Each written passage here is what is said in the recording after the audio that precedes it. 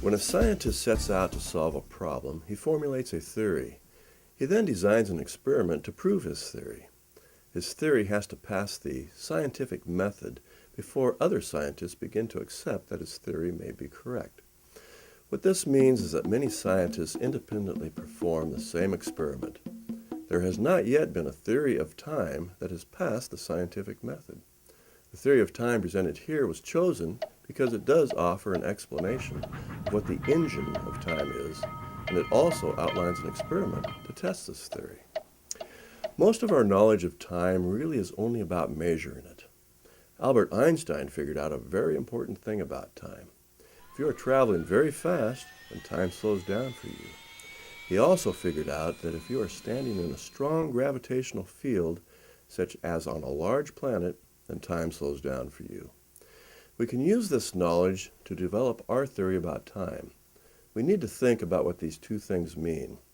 If time slows down when we are moving fast, then we can consider that motion through space slows time. But what about gravity? How does gravity slow down time? Einstein figured out that gravity from a large planet curves space. He proved that this curved space slows time, but his theory never explained how the matter from a planet curves space. So we know that motion through space slows time, and that curved space from gravity slows time, so there must be a connection between the two. One idea is that space flows into a planet, and this makes the space around the planet appear curved. The flowing space into a planet would cause a person to be moving through space, even though they are standing on the surface of the planet. So both speed and gravity cause a slowing of time for the same reason, motion through space. Time began 13.7 billion years ago with a huge explosion called the Big Bang. So what was our universe like before the Big Bang? For the answer to this, we need to understand another idea called a singularity. As strange as it may seem, a star, if it gets very big and old, can collapse down to a very small speck called a singularity. So what does this mean? Well, it means that matter, like all of the granite, iron, water, and other stuff that makes up the earth, can be shrunk in size by huge forces of gravity down to an infinitely small speck. It is believed that all of the matter of the universe existed as a singularity before the Big Bang. So where did all of the matter of the universe go when it was shrunk down to a singularity? To answer this, we need to talk about a theory called dark energy. It is now believed that empty space has energy, and they call this dark energy. There are three basic components to our universe: matter, energy, and space. Einstein figured out that energy and matter are equal. If the idea that space has energy is correct, then space must also be equal to matter. Using the idea that space and matter are equal, then it makes sense that when a star collapses down to a singularity, the matter did not just disappear, but was transformed into space. If the entire universe just before the Big Bang was a singularity, then all of the matter of the universe must have been in the form of space. When the Big Bang happened, the universe had reached a point where this big bubble of space could no longer support itself.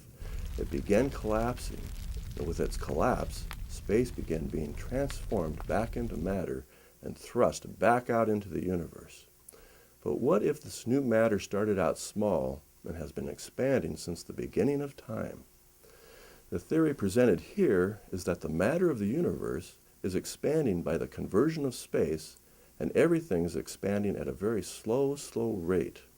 Our yardsticks would be expanding at the same rate as our planet and our houses and our bodies, so there is no easy way to measure this expansion. In fact, it's almost impossible. The expansion is moving in only a forward direction and is very slow, just like time. And this theory gives us our engine of time. We call this theory dynamic matter. Now we need to design our experiment to test our theory. We will use galaxies to help us. All galaxies are spinning faster than they should be. If the matter of the galaxies is growing with time, like in our dynamic matter theory, then this would explain why they appear to be spinning faster than they should. If we measure these speeds that they are spinning and compare it to the speeds that they should be spinning, then we can test our theory of time due to dynamic matter, with a laboratory experiment. We mount a gyroscope in a vacuum chamber and spin it very fast. We then measure how fast it slows down. It should slow down at a rate of 5 times 10 to the minus 16 per second. This is a very small number, and the experiment has to be done very carefully and precisely to measure this change. If we are very careful with our experiment and measure a slowdown that matches our prediction from our theory, then we begin the task of proving our theory. What we then need is many scientists duplicating our experiment. If it passes the scientific method, then we have proven a new theory that explains the engine of time. Perhaps you may one day be a scientist and can also do this experiment to help contribute to testing our theory of time.